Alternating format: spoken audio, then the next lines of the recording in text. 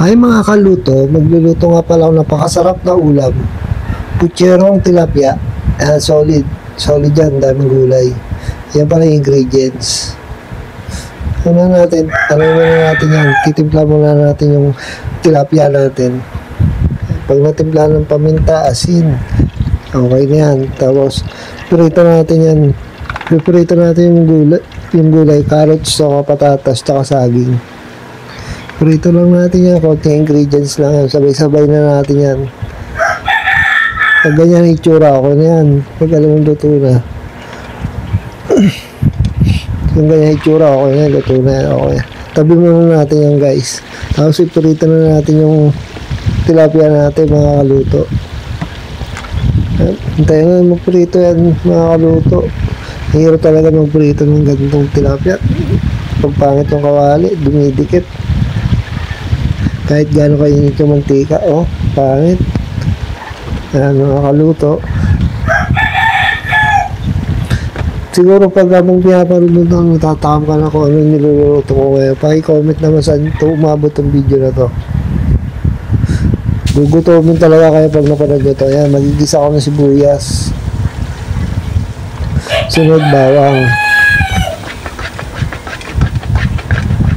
Igisa-gisayin na natin yan hanggang lumabas yung aroma, mga kaluto. Tapos gisa na natin yung Baguio beans. Baguio beans nga pala yan, niluto ko na. Lagyan ko ng tomato sauce, isang balot lang yan, mga kaluto. Okay na yan. Tapos lagyan natin ng pineapple juice, pampasarap natin puchero. Sunod natin paminta, titimplahan na natin yan. Sunod natin asin. Pakuloy na natin, lagyan natin yung beans nasa lata. Yan, Hans beans nga pala yan. Yan, lagyan ko tubig, lindagan ko. So natin bell pepper, mga kaluto. Lutuin na natin yan, sabay-sabay na yan. Tapos asukal, konti lang. Mga isang kutsara lang yan. Lagyan na natin yung gulay natin, yung patatas, carrots, saka saging. Para matakam na kayo. Lagay ko na yung isda para takam kayo.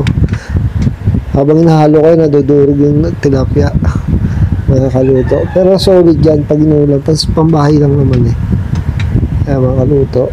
Lagay ko na yung pechay. Ayan, halo-haloin lang natin yan hanggang maluto yung gulay, mga kaluto.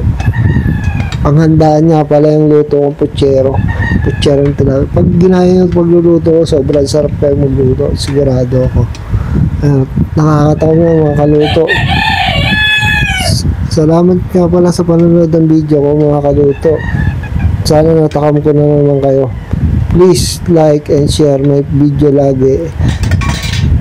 Thank you.